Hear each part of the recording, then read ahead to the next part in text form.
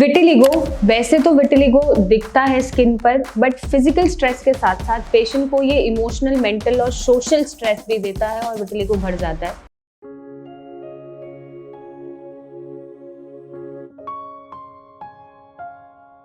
Vitiligo, वैसे तो vitiligo दिखता है स्किन पर, बट फिजिकल स्ट्रेस के साथ साथ पेशेंट को ये इमोशनल, मेंटल और सोशल स्ट्रेस भी देता है और विटिलिगो बढ़ जाता है। और इस वीडियो में हम यही जानेंगे कि क्या क्या चैलेंजेस पेशेंट को फेस करने पड़ते हैं। और विटिलिगो के साथ सबसे बड़ी प्रॉब्लम है सेल्फ एक्सेप्टेंस। सेल्फ एक्सेप्टेंस एक तो पेशेंट को पहले खुद को नहीं होती कि उसको इस तरह की बीमारी हो गई है जहाँ पे उसका स्किन वाइट कन्वर्ट होता जा रहा है, पैचेस बनते जा रहे हैं, और जो आसपास के लोग हैं नॉर्मल बिहेव ना करके उसको ऐसा फील कराते हैं कि वो अबनॉर्मल है, जिससे उसका स्ट्रेस बढ़ता रहता है, बीमारी बढ़ती रहती है। तो कैसे उनको चैलेंजेस को फेस करना पड़ता है और बीमारी को ठीक करना पड़ता है, ये बहुत डिफिकल्ट है।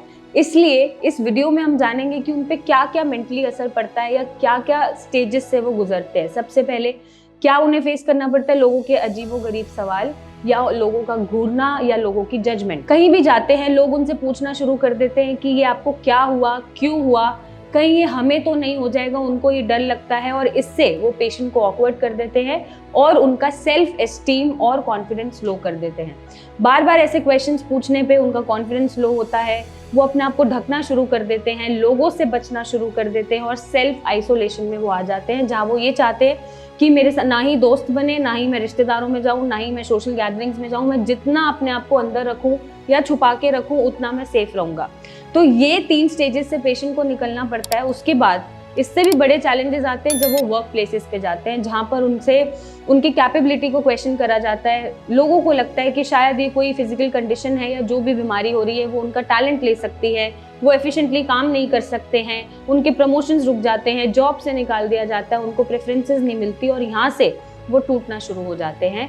इसके चलते जब फैमिली में भी प्रेशर होता है कि आप शादी क्यों नहीं करते हो, आप शादी कर लो, आप लोगों से मिलो, आप यहाँ जाओ वहाँ जाओ, और ऐसे में फैमिली मेंबर्स जब सपोर्ट नहीं करते हैं तो विटिलिगो पेशेंट यहाँ पे टूटना, बिखरना शुरू हो जाता है। और जो सेल्फ एक्सेप्टेंस की एक लड़ाई थी, क्योंकि वो खुद ही एक्सेप्ट नहीं कर पा रहा था, ऐसे में वो बिल्कुल एक्सेप्ट नहीं कर पाता है। और ऐसे में जब वो बहुत ज़्यादा ट्रीटमेंट ले रहा है जो लंबा चल रहा है, क्योंकि ट्रीटमेंट बहुत लंबे चलते हैं, स्किन में पिगमेंट लाना है, वापस रिवर्स करना है, और साथ ही साथ डाइट, लाइफस्टाइल, परहेज, ये सारी चीज़ें फॉलो करते करते वो फ्रस्ट्रेशन जो डेवलप होती है वो उनको मेंटल एंजाइटी, ट्रॉमा, स्ट्रेस में डालती है और उनका विटिलिगो बढ़ता रहता है और वो रिकवरी होती नहीं है। और बीमारी के साथ साथ पेशेंट का जो मोरल है वो भी डाउन हो जाता है। तो ये सारी स्टेजेस से निकलने के बाद जब पेशेंट को लगता है कि मैं अपनी बीमारी ठीक कर सकता हूँ, नहीं कर सकता हूँ, और ये सारे स्टेजेस या ये सारे इमोशंस मुझे डेली फील करने पड़ते हैं, तो ऐसे में डॉक्टर के लिए भी मुश्किल है विटिलिगो को ठीक करना और पेशेंट के लिए भी मुश्किल है अपनी बीमारी को बढ़ने से रोकना। अब आपको क्या करना है, अगर आप ये वीडियो सुन रहे हैं तो कोई भी आसपास अगर ऐसे पेशेंट दिखते हैं आपको, तो आपको उनको नॉर्मल बिहेव कराना है, उनसे ज़्यादा सवाल नहीं करने हैं, ज़्यादा उन्हें ऑकवर्ड फील नहीं कराना है, उनकी कैपेबिलिटीज़ पे ध्यान देना है, उनके टैलेंट को नहीं छुपाना है। क्योंकि विटिलिगो सिर्फ एक स्किन की बीमारी है, ऑटोइम्यून बीमारी है जो स्किन पे दिख रही है, ये इंसान की पहचान नहीं होती है।